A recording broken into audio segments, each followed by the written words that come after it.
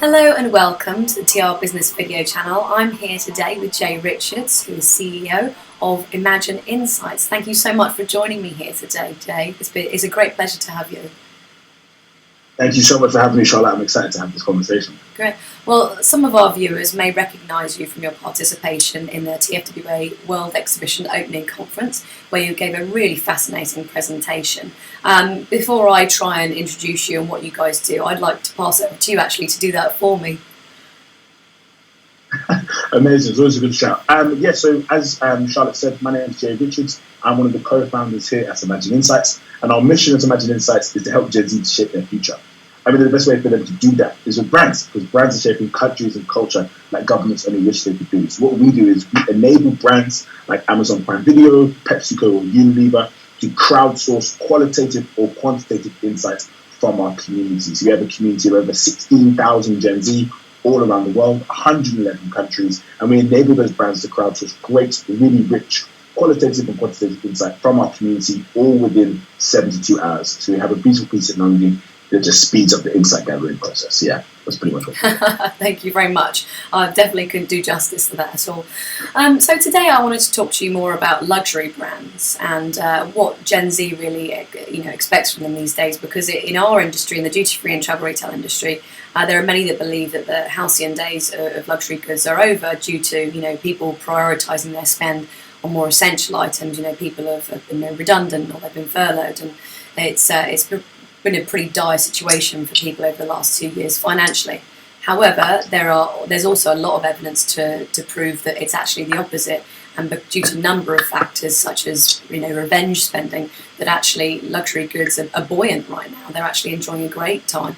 I think it's pertinent at this point to ask you what your perceptions are. What if luxury goods are to sort of take advantage of that revenge spending and and having the attention long term of Gen Z consumers? What do they expect right now in terms of, I guess we'll start with credentials and maybe move on to CSR in a moment. Yeah, I think the main way that brands can build brand loyalty with Gen Z is engaging with them as human beings. I think gone are the days where brands kind of just pump out content, or it's a very one-way transaction. Brands are very much used to, okay, we put things out and we don't hear back from the consumer. And I think those days are gone now. And social media is a great way of consumers being able to do this, of engaging with brands. And I think, as I was saying a second ago, that historically the way brands have operated just doesn't work anymore.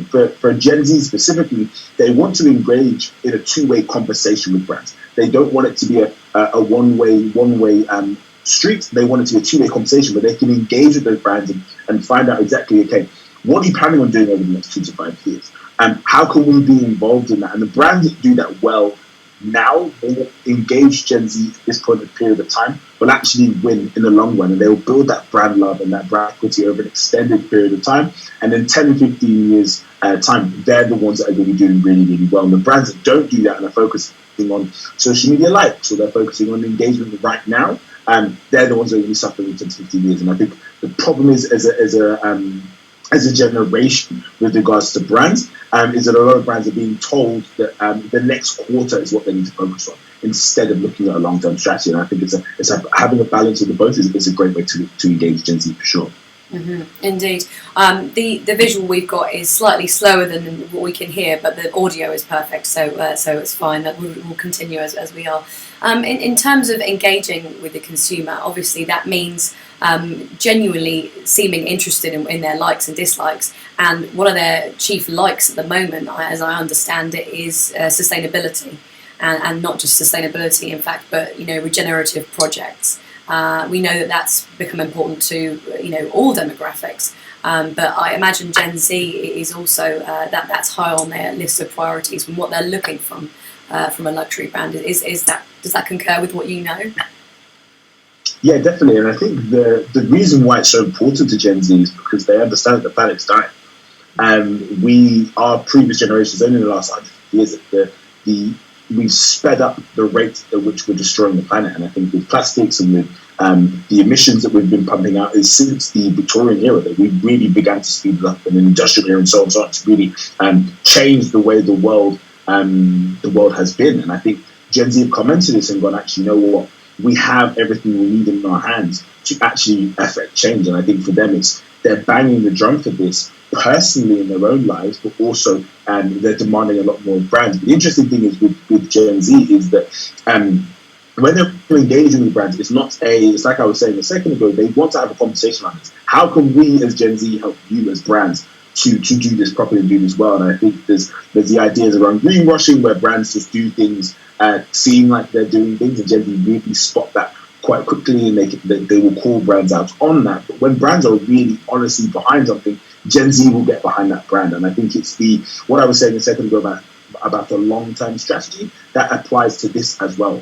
Brands we've got a 2-year goal, we've got a 5-year goal, we've got a 10-year goal, we've got a 20-year goal, and about how we want to affect change in our specific area. And I think the challenge sometimes for brands, and specifically luxury brands, is when they're going, okay, you know what, but there's so many areas that we can try and impact. And from our research and from my experience of engaging with Gen Z, they say a lot of the time, just get behind 1, 2, or 3 causes, but really get behind those. And say, these are the things that we're behind. We understand that there's other causes that we could get behind, but to make sure that we can affect the most change, these are the causes that we're going to get behind. And that will vary for each brand, each luxury brand. But I think it's the ability to be honest, to be forthright about actually the way you're looking to impact, but also to be honest when you make mistakes. We said we were going to do this, we didn't actually do it. So this is what we're doing to affect that. And Gen Z respect that, and that's what they expect, but also it's what they respect as well.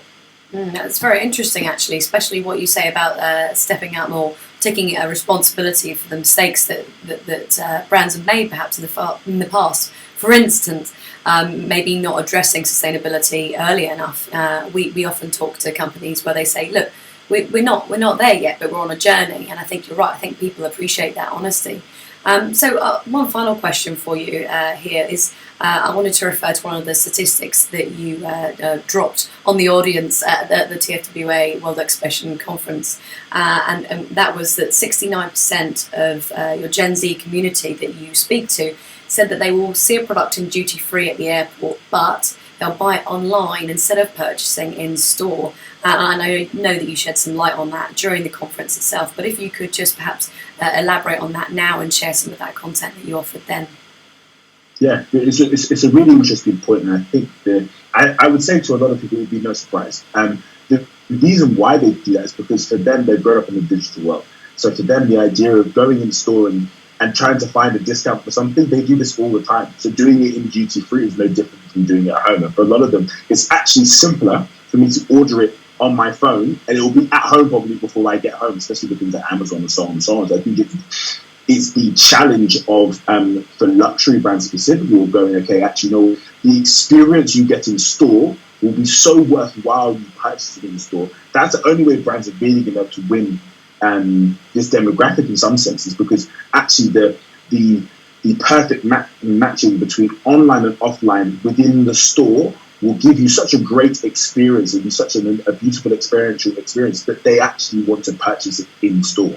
And I think if brands can do that, if luxury brands can do that well and say, hey, the experience you're getting here is better than you would get online, Gen Z would be open to that. And we did some research with Stella McCartney in 2020 around the in-store experience. And a lot of our community say, I love buying products in store. And the reason why is I love that feeling of going in and buying that Stella McCartney bag or buying that Gucci bag and leaving with it and being like, look, I bought it. I'm walking in the street now. It's an entire experience. And some of our community said, I take a train 3 hours into London so I could physically go and buy that Louis Vuitton bag. And my friends were coming with me. It was an entire day out to go and buy this. And it was very much the experience of it. And I think if brands can really say, okay, actually, you know what? We understand that Gen Z want to buy these products, but let's make the experience fun for them. Let it not just be, yeah, fine, you're in the store, here's your bag, leave. It's more about welcome, you coming in, it's like buying a Birkin handbag, whoever it may be, that feeling of, oh, I'm valued, because that's what they care about. They want to be valued. They want it to be a unique experience for them. And I think if brands can do that, you'd encourage them to buy in store. But the challenge is at the moment,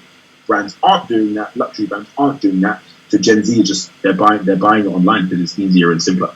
Mm-hmm. I think you're right there. I can definitely chime with those sentiments myself when I've been listening to our interviewees from within the industry, and I think that exactly that will chime with what they already know.